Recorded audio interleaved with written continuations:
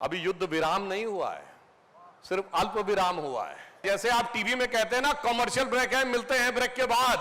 तो अब ब्रेक के बाद क्या होगा, इसे समझने की जरूरत। सिर्फ एक सिंपल सी बात कहूंगा कि मन में है धैर्य और तन में प्रचंड शौर्य, बन चंद्रगुप्त मौर्य प्रलय मचाएंगे। कि हम दुनिया के एकमात्र देश बने जिसने किसी न्यूक्लियर पावर नेशन के अंदर घुसकर स्ट्राइक करने की क्षमता और हिम्मत दिखाई है।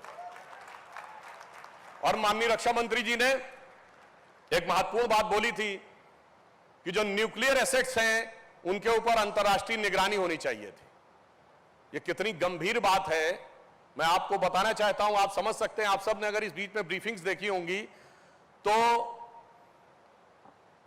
जो पाकिस्तान की आर्मी के स्पोक्स पर्सन थे, उनका नाम शायद अहमद शरीफ है, मगर आपको पता होगा कि उनकी शराफत का करिश्मा क्या है कि उसके फादर, जिसका नाम सुल्तान सलाउद्दीन है, वो बाकायदा यूएन सिक्योरिटी काउंसिल के द्वारा डिजिग्नेटेड टेररिस्ट है, क्योंकि उसने 2000 में nuclear weapons Osama bin Laden को देने के लिए संपर्क किया था।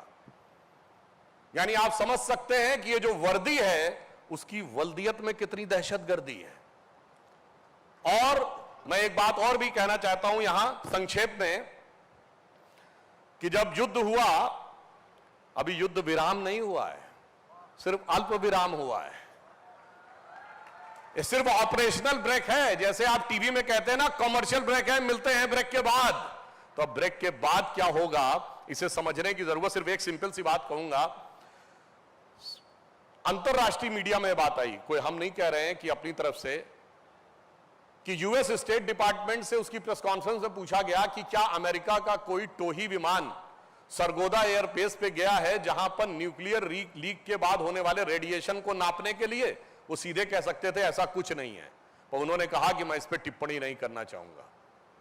आप समझ सकते हैं कि कितनी गंभीर बात। और जो लोग कहते हैं रुकने की बात, अगर सरगोदा एयरबेस के ऊपर जहां उनका न्यूक्लियर आर्सेनल है, आप एक छोटी सी बात समझिए, न्यूक्लियर वेपन्स कोई ऐसे ओपन स्पेस में नहीं रखे जाते, वो जमीन के नीचे 30-40 मीटर गाड़ के रखे जाते हैं, और उसमें एंट्री एक्सिट 2 ही पॉइंट होते हैं। अगर दोनों पॉइंट डैमेज हो गए थे अंतरराष्ट्रीय मीडिया की खबरों के अनुसार, और अगर उसमें लीक की गुंजाइश थी, तो आपको पता है कितनी दूरी थी सरगोदा की भारत से?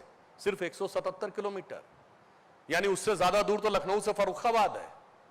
इसलिए जब कोई ऐसा डिजास्टर की संभावना थी तो क्या क्या चीजें रही होंगी, वो विषय बहुत सोच समझ के करने की बात है। इसलिए हमने धैर्य का भी परिचय दिया है और शौर्य का भी परिचय दिया है।